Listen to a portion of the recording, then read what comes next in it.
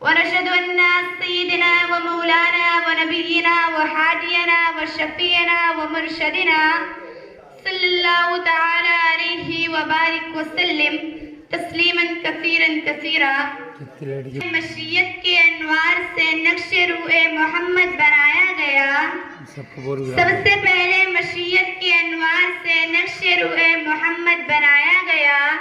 پھر مانگ کر اسی نقش سے روشنی بزم کون مکہ کو سجایا گیا. سامعین اکرام اور عاشقان نبوت، اس ذات مقدس کے تذکرے سے اس محفل کو منور کرنا چاہتی ہوں جس کے ایک اشارے سے چاند دو ٹکڑے ہو گیا، جس کے دنیا میں آتے ہی ایران تخت شاہی پلٹ گیا، اور جس کی انگلیوں سے چشمے جاری ہو گئے، اور جس کی نبوت کی شہادت کنکریوں نے دی، اور جس کی امانت و دیانت کی تصدیق خود دشمنوں نے دی، یعنی رشک شمس و قمر، فخر جن و بشر،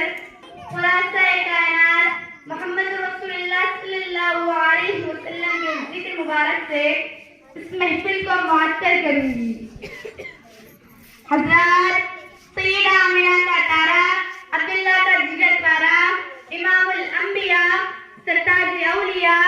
فخر رسول احمد مصطفیٰ اگر نہ ہوتے تو یہ شمس و قمر نہ ہوتے،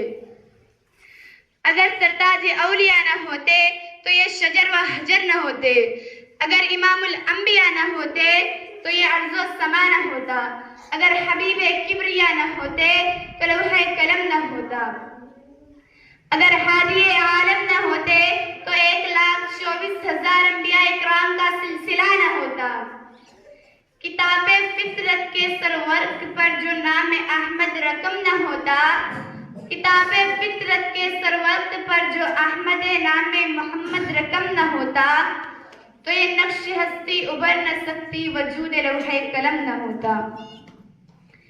یہ محفل کون و مکان نہ ہوتی جو وہ امام رسول نہ ہوتا، یہ محفل کون و مکان نہ ہوتی جو وہ امام رسول نہ ہوتا، زمین نہ ہوتی، فلک نہ ہوتا، عرب نہ ہوتا، جن نہ ہوتا.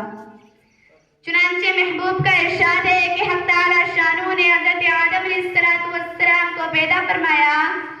اور جب ان میں روح ڈالی گئی تو ان کی نگاہ سب سے پہلے عرش الہی کے اوپر پڑی. تو کیا دیکھتے ہیں؟ عرش کے پائے پر لکھا ہوا ہے لا الہ الا اللہ محمد رسول اللہ. آدم علیہ السلام عرض کرتے ہیں اے بارگاہ الہی یہ کون